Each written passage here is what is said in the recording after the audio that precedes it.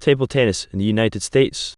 Table tennis in the United States is regulated by United States of America Table Tennis. USATT Historian Tim Boggan has written a volume of books entitled History of U.S. Table Tennis to give the readers a brief overview of how the sport of table tennis came to be. There are a total of 19 books in the series. Table tennis was initially considered an alternative to lawn tennis at parties and events. However, the rapid rise in popularity of table tennis reached worldwide and caught attention in the United States. In 1993, the official governing body of the United States Table Tennis Association was created. The sport was not named ping pong since the name was already taken from by the Parker brothers.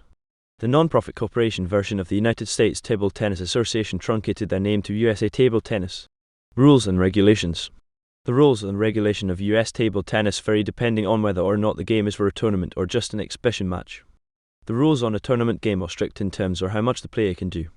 For example, when serving, the player must throw the ball at least 6 inches straight up in the air and there must be no additional spin on the ball. The ball must be stationary and the palm behind the end line. If the ball dips under the table before the server starts in front of the end line, then the service is fouled. Additionally, the ball must be visible at all times. Again, if the ball is not visible, then the server forfeits the point. The fouls are different. If the ball is too short for the player to reach and they place their non-paddle hand over the table, then play stops and the opponent receives the point. Tournaments. During tournaments, teams play in either singles or doubles teams. During a singles game, the rules are different from a doubles match. For example, in a doubles match, the server must serve the ball across the net and into the opposite box. However, in a singles match, the server can serve the ball any way they like. The price of a tournament can vary as well. For example, a local tournament would not have as high of a payout as a national tournament, which could have a payout of $100,000 or more to the winning team. Player ratings. Players get ranked depending on how well they play and relative to other players. The higher the rating, the better the player. Different tournaments can improve a player's rating depending what level the tournament is played at. National team members are selected by high-performance director Jörg Bitziger. Under 1000 beginners, 1000-1700 intermediate, 1400-1700 average member of United States of America table tennis, 1700-1800 average tournament player, 2000 an expert player, 2200 a master player, 2350-2650 members of the United States of America women's national team, U15 and U18 national teams, 2550-2000 800 members of the United States of America men's national team and U18 national team, 2750-2000 950 the best players in the world. Tactics during play. An article called Adjusting Tactics in Tournament Play talks about adjusting in-game techniques to boost the chances of winning. Approved equipment. A comprehensive list of all the approved equipment that can be used during official tournaments and matches are given. A few pieces of equipment are butterfly, cornlow, jula, paddle palace, and zero pong. The paddles and balls must be inspected at the beginning of a match to prevent any cheating or foul play. The tables are cleaned after every match to ensure that play carries on as fluidly as possible. The balls are wiped to remove any dust to keep them as clean as possible to ensure perfect balances. Coaching. A coach's salary may range from $25/HR to $50/HR depending on the type of coach. Usually private coaches make more than the average coach.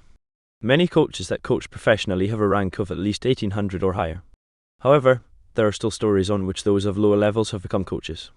To become a certified coach, one needs to register either on the USATT website or the USATT hotline. Those ranked higher will usually have an easier time getting certified. Coaches are also allowed to teach at colleges or other institutions to discuss the art of the sport. Clubs and club programs.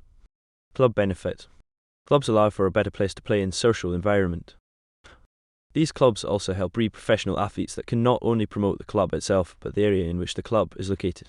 There are mainly two types of clubs, non-profit and for-profit. Non-profit. Majority of the table tennis clubs in the United States. Tax-exempt status. If recognized as 501(c)(3) charity statute, donations are tax-deductible. Limited legal and financial liability for the board. Organization structure and purpose tend to promote financial and volunteer support. For-profit. Usually competitive table tennis clubs. Continuous focus on vision and purpose. Owner gets compensation over time and has the ability to build equity. Involvement in every aspect of the program. Clubs are also required to have liability insurance in case there are any accidents towards the customer. USATT policy. Member policy. Cover member clubs as an entity for actions that may occur from their activities.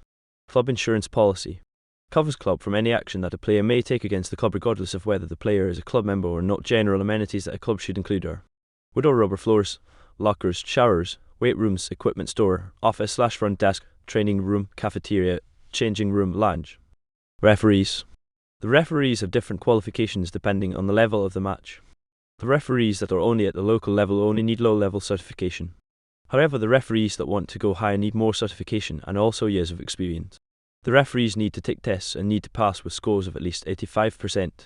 Paralympics and pair table tennis. Pair table tennis came into the spotlight in 1960 when the sport was incorporated into the 1960 Rome Paralympics. Pair table tennis was also first included in the Olympic Games until 1988. Pair table tennis was treated just as equally as the regular table tennis tournaments in which there are both men's and women's events. Pair events are split into classes. Para 1 is the highest level of disability, while Para 10 is the lowest level of disability. To put things in perspective, the Para 1-5 classes are usually in wheelchair, while some of the Para 9 and 10 players can compete on an international level with able-bodied people.